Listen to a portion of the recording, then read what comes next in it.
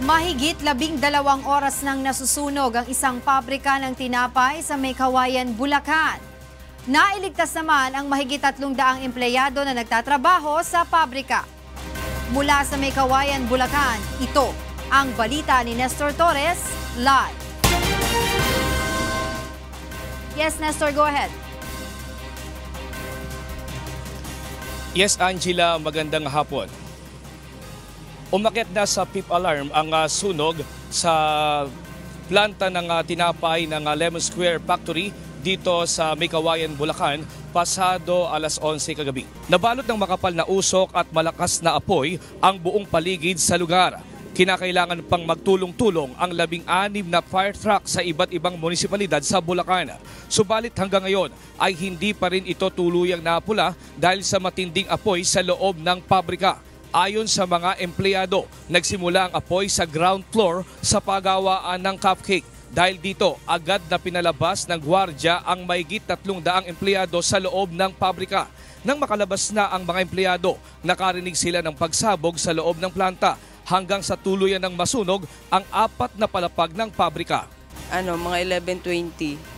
Nasa taas po kami. Tapos yung guard po, yung isang guard, umakyat po sa amin para sabihan na may sunog na para bumaba kami. Tapos nung pagbaba po namin, dun sa pinakambaba, nakita namin yung apoy doon. Tapos mabilis kami lumabas. Maliit pa po, tapos nung paglabas namin, saka siya may pumutok na. Sabi sa amin nung head, sige po lahat po na evacuate na po lahat ng tao. Nung umalis kayo doon, malaki na apoy? Wala pa naman po. Baba namin sa first floor, usok pa lang po. Opo. Salamat po sa Panginoon dahil nakalabas po kami lahat. Takot na masunog ang kanilang bahay, nagpapasalamat sila dahil hindi nadamay na masunog ang kanilang bahay. Nagre-repa kami dito sa 4th floor. Yung mga cake po. Malaki pong pasasalamat namin na nakaligtas kami lahat. Walang nangyari sa amin. Walang masamang nangyari sa bawat isa sa amin. Sige po. Siguro po, kung natrap kami doon na hindi agad kami naagapan na makalabas, siguro po, isa sa amin o higit pa ang nasaktan.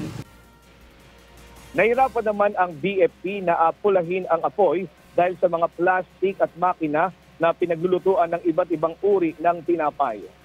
Angela, sa kasalukuyan, nasa loob pa rin ng BFP officers at maging yung mga iba't ibang mga katulong mula sa iba't ibang munisipalidad upang apulahin ang apoy sa loob ng nasabing pabrika. Subalit hanggang ngayon ay malakas pa rin ang apoy mismo doon sa lugar na pinangyarihan sa ground floor kung saan nga nagmula ang nasabing sunog. At yan muna ating latest live, Angela, mula dito sa Barangay Libtong, May Kawayan, Bulacan. Balik niyo sa studio. Maraming salamat sa iyo, Nestor Torres, live sa May Kawayan, Bulacan.